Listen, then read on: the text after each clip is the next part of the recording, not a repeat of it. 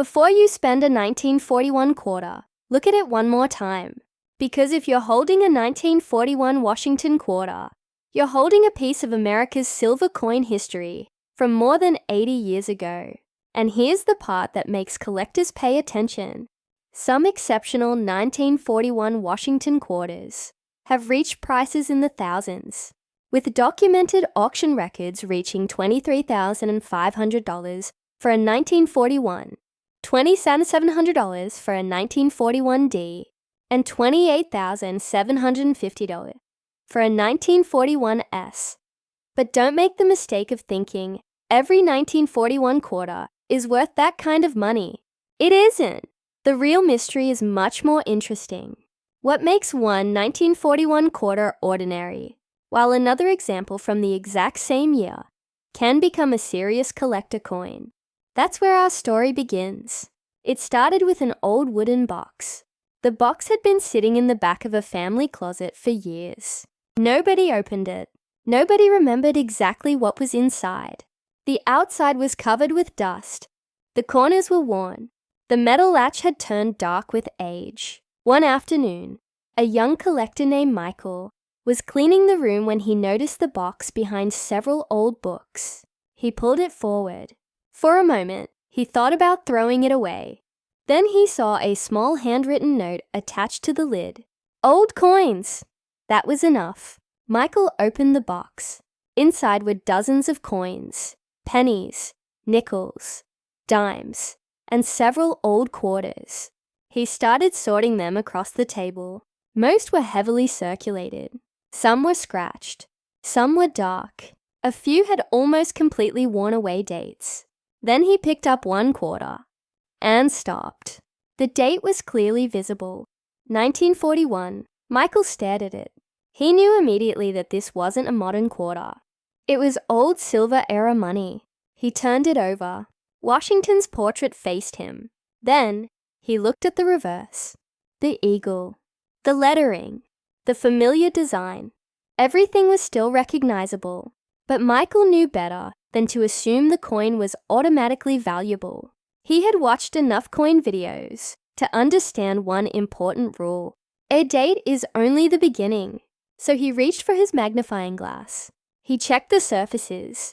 The coin had definitely circulated. There were marks. There was wear. But some of the details remained surprisingly strong. Michael placed it beside another old quarter. The difference was obvious. The second coin looked much more worn. The 1941 quarter had stronger details. That made Michael curious. He looked beneath the eagle, then around the design, then near the date, and finally, he noticed the mint mark, a tiny letter, a detail that most people would never notice. Michael wrote it down. Then he searched his reference material. The more he learned, the more interesting the coin became. 1941 had multiple Washington quarter issues. There was the regular 1941 issue, the 1941D, and the 1941S, and condition mattered enormously. PCGS's current price guide shows that ordinary lower-grade examples can be relatively modestly priced, while top grades can reach dramatically higher figures. For the 1941S, for example, the guide's highest listed level reaches $16,500. For 1941D, it reaches $13,500. And for the regular 1941, it reaches $10,000. Michael looked at his quarter again. Suddenly, the scratches mattered. The wear mattered. The preservation mattered. The mint mark mattered. Everything mattered. He took the coin to a professional dealer. The dealer placed it beneath a bright lamp. He didn't immediately say anything. He examined the date, then the mint mark, then the surfaces, then the strike. Finally, he looked at Michael. "Where did you find this?" "In an old family box." The dealer nodded. "That's interesting." Michael's heart jumped. "Is it valuable?" The dealer smiled. "Maybe." "How much?" "First, we figure out exactly what you have." Michael nodded.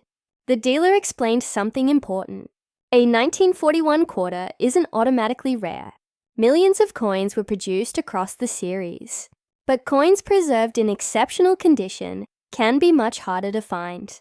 That's why serious collectors don't simply search for old dates. They search for exceptional examples. Michael looked at the quarter. So the condition could make the difference. Absolutely. The dealer placed another 1941 quarter beside it. The two coins looked similar at first. Then he turned on the magnifying lamp. The difference became obvious. One had more wear. The other had stronger details. One had more marks. The other had cleaner surfaces. Michael suddenly understood. Two coins can share the same date, yet have completely different collector appeal. The dealer then said something that changed the entire direction of the search. "Don't clean this." Michael looked surprised. "Why?" "Because the original surface matters. If you polish it, you could damage what collectors actually want." Michael carefully placed the quarter back into its holder. That night, he opened the old box again. There were still coins inside. Maybe another 1941 quarter. Maybe a different mint mark. Maybe something even more unusual. He began searching, one coin after another. And then, he found another quarter. He turned it over. His heart stopped. Another 1941. But this one looked different. Much cleaner. Much sharper. Michael placed both coins beside each other. Same date. Two completely different appearances. He reached for his magnifying glass. Then his notebook. At the top of the page, he wrote, 1941 quarter. Coin number 2. Underneath he wrote, check everything. Because now, he wasn't searching for an old quarter. He was searching for the detail that could separate an ordinary 1941 coin from a truly exceptional one. The second 1941 quarter sat beneath the lamp for several minutes before Michael touched it again. He had learned not to rush. The first coin had already taught him that a date alone could never tell the whole story. Now there were two 1941 quarters sitting on the table, two coins from the same year, two completely different appearances, and potentially two completely different collector stories. Michael turned the second coin toward the light. The first thing he checked was the date. Then he looked for the mint mark. There it was, a tiny letter. He wrote it into his notebook and immediately compared it with the first coin. Different mint. That changed the investigation. Michael opened his reference guide and began studying the production history of the 1941 Washington quarter. The regular 1941 issue had a large production run, while the Denver and San Francisco issues were produced in smaller numbers. PCGS lists approximately 79 million 1941 quarters, about 16.7 million 1941 D quarters, and about 16.1 million 1941 S quarters. Michael stared at those numbers. The difference was enormous, but then he remembered what the dealer had told him. Mintage alone doesn't decide the value. A coin can have a lower mintage and still be affordable. Another can have a huge mintage and become extremely desirable in an exceptional grade. So he kept investigating. He placed both coins under the magnifying glass. The first coin had obvious circulation wear. The second had a much stronger appearance. The details around Washington's portrait were clearer. The lettering looked sharper. The reverse showed more definition. Michael moved the lamp across the surface. He wasn't looking for shine. He was looking for preservation. That distinction mattered. A coin can be made to look bright through cleaning or polishing, but collectors generally prefer original surfaces. Michael remembered the dealer's warning. Don't clean it. Don't polish it. Don't touch the surface unnecessarily. He left the coin exactly as he had found it. Then he noticed something else. The second coin had very few obvious contact marks. Michael's excitement returned. Could this be an unusually high-grade example? He didn't know, and he wasn't going to guess.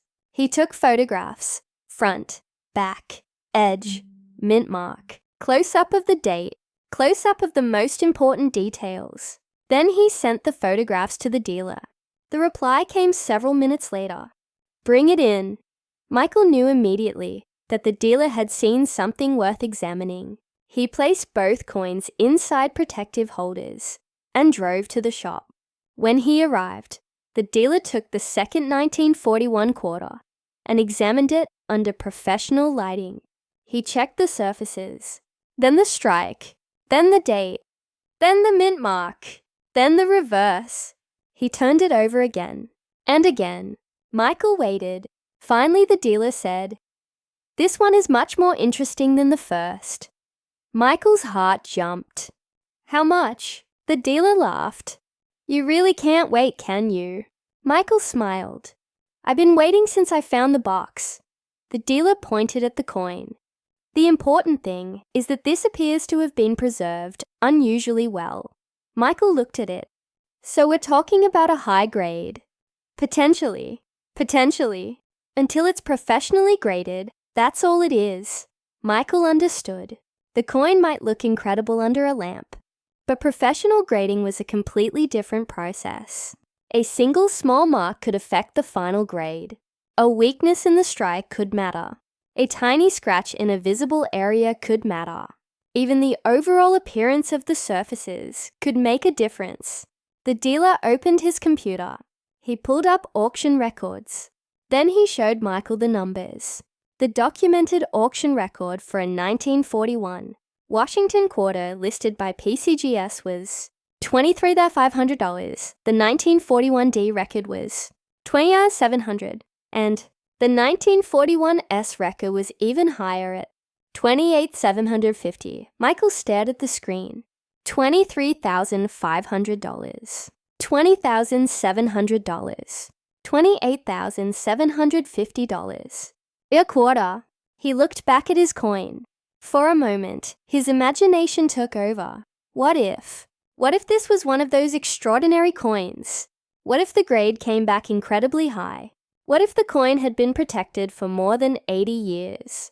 Then the dealer interrupted his thoughts. "Don't make the mistake of thinking your coin is worth those numbers." Michael nodded. "Those are specific auction results." Exactly. The grade matters. The mint mark matters. The exact coin matters. And the buyer matters. Michael understood. The huge numbers were real documented results, but they were not guarantees. That made the discovery even more interesting, because now there was a real question. How close was Michael's quarter to those exceptional examples? The dealer suggested professional grading. Michael agreed. He carefully handed over the coin. The dealer placed it into protective packaging. No cleaning, no polishing, no unnecessary handling. The coin was ready. But before sending it away, the dealer said something Michael wasn't expecting. "There's one more thing." "What?" "Look at the population." Michael leaned toward the screen. The dealer opened a population report. It showed how many examples had been graded at different levels. The numbers became smaller as the grades increased. At the highest levels, only a tiny number of examples had reached those grades. That was the part Michael found fascinating. Thousands of people might own a 1941 quarter, but far fewer might own one preserved at an exceptional level. And that was where rarity could appear, not necessarily in the year itself, but in the combination of year, mint, condition, and grade. Michael finally understood why professional collectors spend so much time studying tiny details. The difference between a normal coin and an exceptional coin can be almost invisible to someone who isn't looking for it. The coin was sent for grading. And then the waiting began. The first few days passed quickly. Michael tried not to think about it. Then a week passed. He checked his phone. Nothing. Another week. Still nothing. He started wondering if he had become too excited. Maybe the coin would receive an ordinary grade. Maybe the surfaces weren't as good as they appeared. Maybe the tiny marks the dealer noticed would hold it back. Maybe the story would end with a simple lesson. But then, his phone finally buzzed. A message from the grading service. Michael stared at the screen. His hands suddenly felt cold. The result was ready. He had spent weeks wondering about this exact moment. Now, All he had to do was open it. He tapped the message. The grade appeared. Michael read it once, then again. He couldn't speak. The coin had received a grade high enough to make the dealer's earlier reaction suddenly make sense. Michael immediately called him. The dealer answered. Well? Michael gave him the grade. There was a pause. Then the dealer said, Now you have something. Michael smiled. But there was another question. If this coin was genuinely an exceptional example, how much would collectors actually pay for it? That question couldn't be answered by looking at a price guide alone. It had to be tested in the real market. And that meant one thing, an auction. The auction date was finally set. Michael had spent weeks researching the 1941 Washington Quarter, comparing mint marks, studying condition, reading auction records, and learning the difference between an ordinary old coin and an exceptional example. Now the coin was ready, professionally graded, protected, documented, and about to face the one test that mattered most to collectors, the market. Michael arrived at the auction house early. The room was already filling. Collectors walked from table to table, studying coins under bright lights. Some carried magnifying glasses. Others had notebooks filled with numbers. A few were quietly discussing grades and previous sales. Michael suddenly realized something. Everyone in this room understood the same basic rule. A coin is only worth what the market is willing to pay for that specific coin, not what a random website claims, not what a dramatic thumbnail says, not what somebody hopes it is worth. The auctioneer placed Michael's 1941 quarter into the display. The label showed the date, mint, and professional grade. Michael stared at it. Just months earlier, the coin had been sitting inside a forgotten box. Now it was surrounded by serious collectors. He remembered the first time he had seen it. The dusty wooden box, the old coins scattered across the table, the tiny mint mark, the magnifying glass, the dealer's warning. Don't clean it. Everything had led to this moment. Before the auction began, Michael spoke with a specialist. He asked about the documented prices he had discovered. The specialist confirmed that exceptional 1941 Washington quarters can bring substantial prices. PCGS records an auction result of $23,500 for a 1941 Washington quarter, $27,700 for a 1941 DMS68, and $28,750 for a 1941 SMS68. Michael looked at the numbers again. The amounts were impressive, but the specialist immediately added something important. Those are records for particular coins. Michael nodded. So they're not estimates for every 1941 quarter. Exactly. The specialist showed him another example. A 1941 S with a large S variety had sold for $432 in MS66 at a 2024 Heritage auction, while a regular 1941 S MS66 sold for $159 at the same auction. Michael stared at the two results. Same year, same general type, similar grade, yet completely different results. The reason? The exact variety, the collector demand, the specific characteristics. Now he understood. The big money stories weren't really about a date. They were about a combination of details. That was what made the hunt so fascinating. The auctioneer stepped toward the microphone. The room became quiet. The first lots began. Coins changed hands. Prices climbed. Some stopped quickly. Others attracted several bidders. Michael watched carefully. Then his quarter appeared on the screen. For a moment, nothing happened. Then one bidder raised a paddle. Another bidder responded. Michael's heart started beating faster. The price moved upward. Another bid. Another. Another.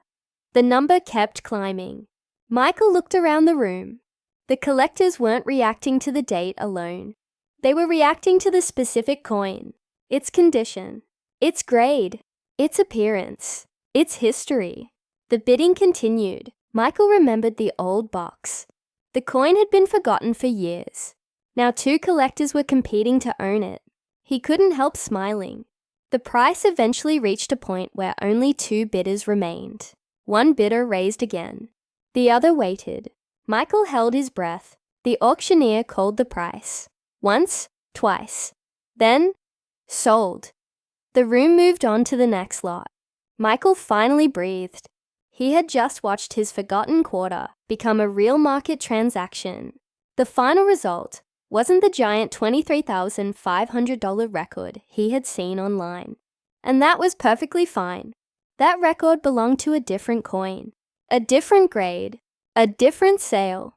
His quarter had created its own result. And that was the lesson. Real coin collecting isn't about taking the biggest number you can find and putting it on every coin. It's about understanding why that number happened. Michael walked outside after the auction. He looked at the receipt, then at the empty protective holder. He thought about how easily the quarter could have disappeared. Someone could have spent it. Someone could have thrown it into a jar. Someone could have cleaned it. Someone could have ignored it completely. Instead, someone looked. That's all it took. One person noticed an old date. Then another person examined the mint mark. Then someone studied the condition. Then a professional verified it. And finally, collectors decided what it was worth. Michael returned home that evening and opened the original wooden box. There were still coins inside. He began sorting them again. This time, he wasn't thinking about becoming rich. He was thinking about what he had learned. A 1941 quarter is more than a number. It's a piece of a silver-era coin series. The Washington quarter was struck in 90% silver during this period. Before the series changed to copper-nickel-clad composition in 1965, that meant the coin in Michael's hand had survived a completely different era of American money. It had passed through decades of history, and somehow, it had survived. He picked up another 1941 quarter. This one was worn. Then another mint mark, another condition, another story. Michael smiled, because now he knew exactly what to do. He wouldn't assume. He wouldn't exaggerate. He wouldn't clean anything. He would inspect, compare, research, and verify. Then he noticed one more coin at the bottom of the box. It was almost completely covered by the others. Michael pulled it out, turned it over. The date was visible. His eyes widened. Another 1941.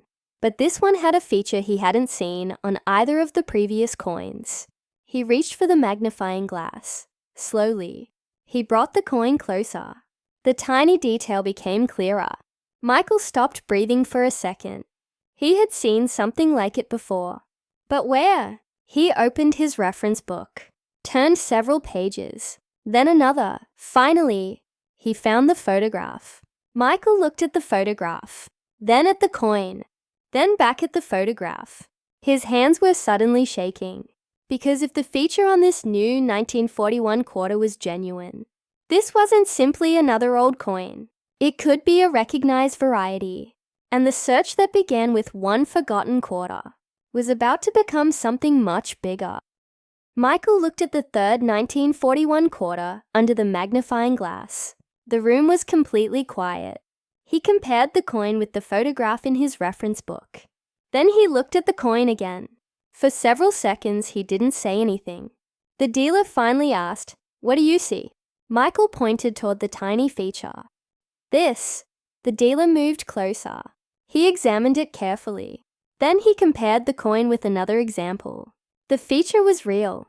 But now came the most important question. What was it? A genuine variety, a mint-made characteristic, or simply damage that happened after the coin entered circulation? The dealer refused to guess. He pulled out several references and began comparing the details. Michael watched as the investigation became more serious. This was exactly what he had learned throughout the entire journey. A strange-looking coin isn't automatically a valuable coin. A high price isn't automatically connected to every example of the same date. And a photograph on the internet isn't enough to prove a coin's identity. The dealer examined the date. then the mint mark, then the design, then the suspicious feature. Finally, he looked at the surfaces. This one needs professional attention. Michael nodded. The coin was carefully placed into a protective holder. No cleaning, no polishing, no rubbing, no experiments. The coin had survived more than 80 years. The safest thing to do was preserve it exactly as it was. Michael sent it for professional examination. And once again, the waiting began. But this time, the waiting felt different. He already knew how important condition could be. He already knew that 1941 quarters had produced impressive auction results. He knew that PCGS lists auction records of $23,500 for a 1941, $20,700 for a 1941D, and $28,750 for a 1941S. He also knew that those numbers represented specific coins in specific grades. They were not promises. They were evidence of what exceptional examples had achieved. That distinction mattered. Michael wasn't chasing a fantasy anymore. He was trying to identify a real coin. Days passed, then weeks. Finally, the results arrived. Michael opened the report. The coin was genuine. The suspicious feature had been carefully examined. It was interesting enough to document, but it did not turn the coin into the enormous jackpot Michael had imagined when he first saw the dramatic auction numbers. For a moment, he felt disappointed.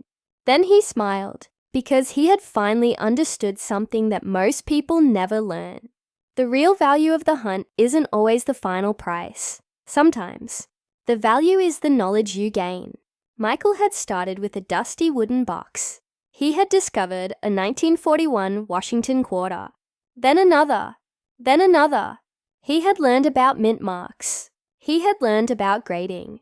He had learned about preservation. He had learned why cleaning can hurt a coin. He had learned why auction records must be connected to the exact coin being sold. And most importantly, he had learned how to separate a genuine discovery from an exaggerated internet claim.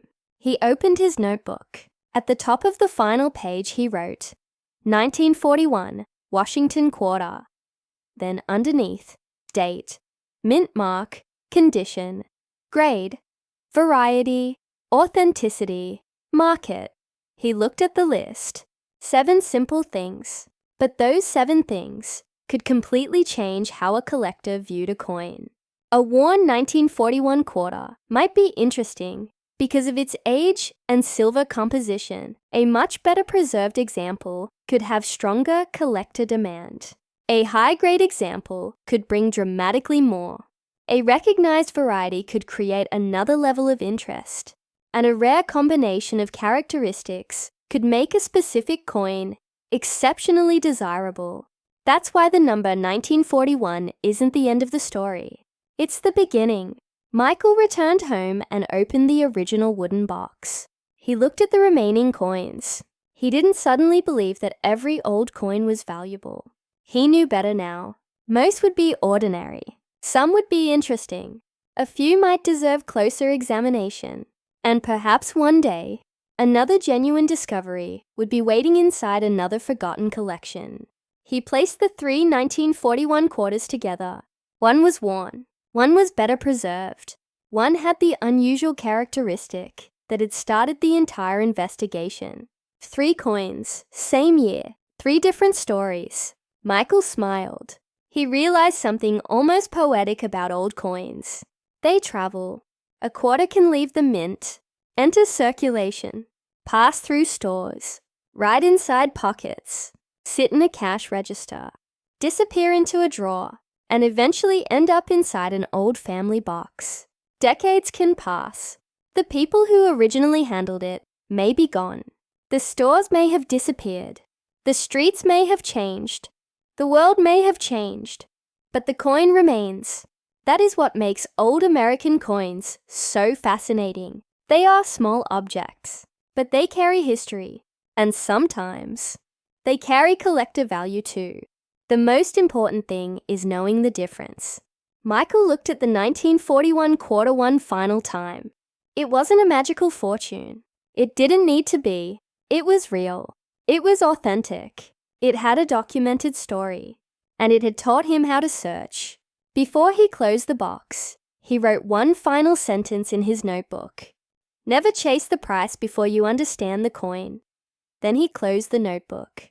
The story could have ended there, but outside, millions of coins were still moving through everyday life. A quarter dropped into a vending machine, another placed inside a drawer, another forgotten inside an old jar, and somewhere, another 1941 Washington quarter could be sitting quietly. Maybe it is heavily worn. Maybe it is ordinary. Maybe it is beautifully preserved. Maybe it has a characteristic that nobody has noticed. Maybe it is worth only a modest amount. Or maybe it is one of those exceptional examples that collectors have been searching for. There is only one way to find out. Look, check, compare, research, verify, and never let a giant number convince you that every coin with the same date is automatically valuable, because the truth is far more interesting than the hype. A 1941 Washington quarter can be a simple old silver quarter. It can also be an important collector piece when the right combination of condition, mint, variety, and preservation comes together. And documented auction history proves that exceptional examples can reach substantial prices. So the next time you see an old quarter, don't immediately throw it into the spending pile. Turn it over. Look at the date. Find the mint mark. Study the surfaces. Look for unusual details. And if something genuinely stands out, don't clean it. Don't polish it. Don't damage it trying to make it look better. Protect it and have it properly examined. Because sometimes, the coin everyone else ignored is the coin that makes one collector stop.